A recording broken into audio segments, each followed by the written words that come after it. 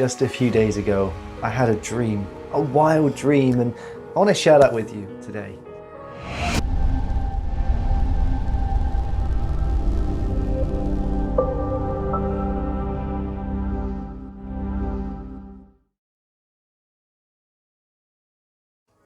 In this dream, I was witnessing a man strapped into a chair, and he was so angry and so wound up, and he had so much anger, resentment, fear, and worry that was suppressed so deep inside of him that there was visibly a beast trying to escape him.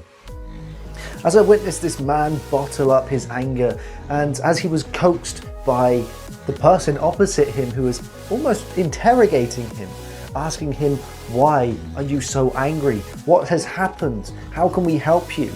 And trying to guide this man to allow these feelings to happen, but to not let them build up inside of him. It was so clear that what was really happening was that this man was refusing to feel his emotions, and this was going into toxic masculinity. He was afraid to show his emotions, afraid to show his fear, and afraid to show that he needs help and he needs to heal.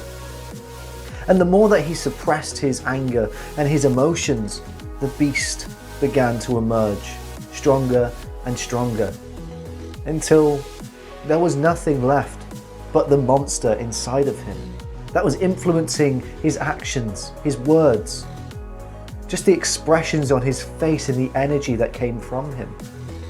And from this dream, it was very clear to me that it's so important to allow ourselves to feel these emotions and to feel whatever is coming from inside of us and not to suppress it.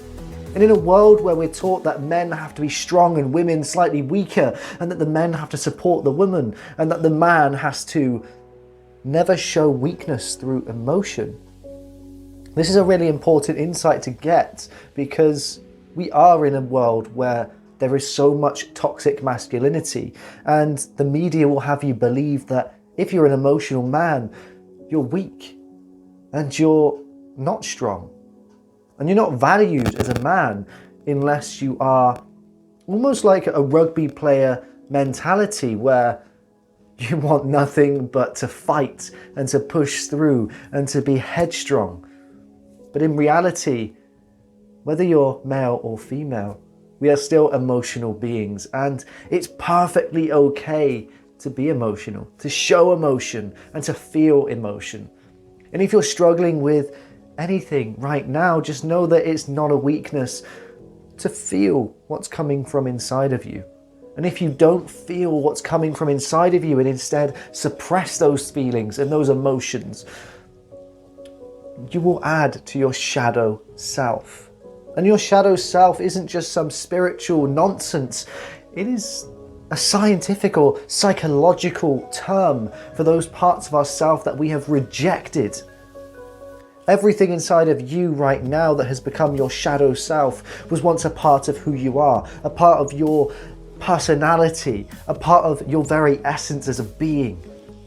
And as time went on and people maybe bullied you or belittled certain things that you did or things you said or just the way you acted, you began to reject certain aspects of yourself and push them inside, and they became your shadow self. And it's really important that when things come up and when you're triggered by things, to allow yourself to feel those emotions and those feelings so that we can release them. And not only release them, but understand them. Understand why they're there, what they're trying to teach us, and how we can work with them so that they don't affect us in a negative way. You'll notice that somebody who has done a lot of healing work may still be triggered by things, but may not be negatively affected by them. This is because if you are being triggered by anything in life, it's because there is an underlying aspect of your shadow self that is being almost, like they say, triggered and made to feel uncomfortable.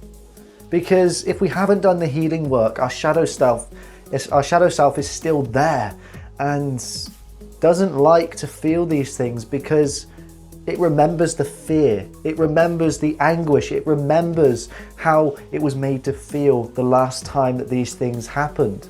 And if you're reminded of something from the past, your shadow self will be triggered and will start to come up, and you will start to notice changes in the way you behave, the way you think, the way you feel, the type of things that you might be saying or doing. And this is because your shadow self is trying to protect itself to not feel the same things that it did the first time these things happened. If you got a valuable message from this video today and you do enjoy the videos that I put out, then do consider subscribing to my Patreon to get exclusive benefits and coaching, as well as meditations created by me, personalized for you as well. The link to that will be in the description to this video, and also subscribe to my YouTube channel as well. But that is it from me in today's video, but I'll see you in the next one.